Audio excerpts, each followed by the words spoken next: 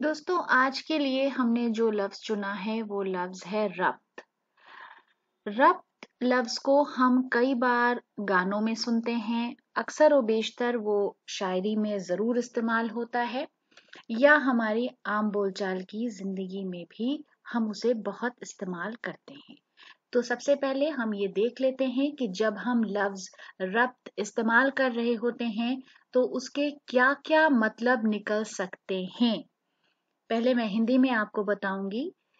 हिंदी में संपर्क हो सकता है, लगाव, मेल जोल, संबंध, मैत्री या आपस में होने वाला मेल जोल और आत्मीयता का संबंध, यानी जिसे हम रूहानी रिश्ता कहते हैं।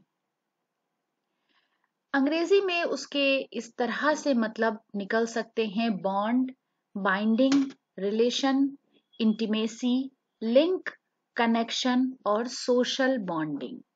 तो ये है उसके पॉसिबल मतलब इंग्लिश में।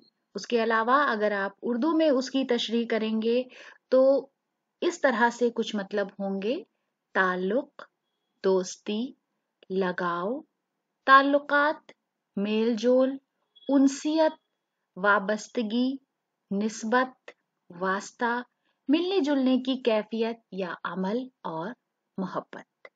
तो ये हैं लफ्ज रब्त के लिए जो मुमकिन मतलब हो सकते हैं, जो पॉसिबल मीनिंग उसकी निकल सकती हैं।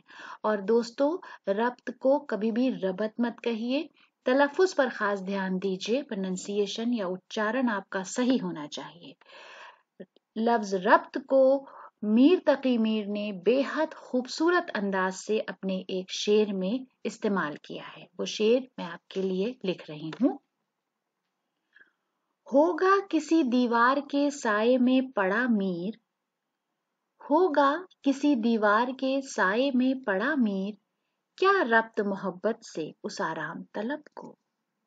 होगा किसी दीवार के साए में पड़ा मीर, क्या रब्त मोहब्बत से उस आराम तलब को। तो दोस्तों, ये आज के लिए हमारा लफ्ज था।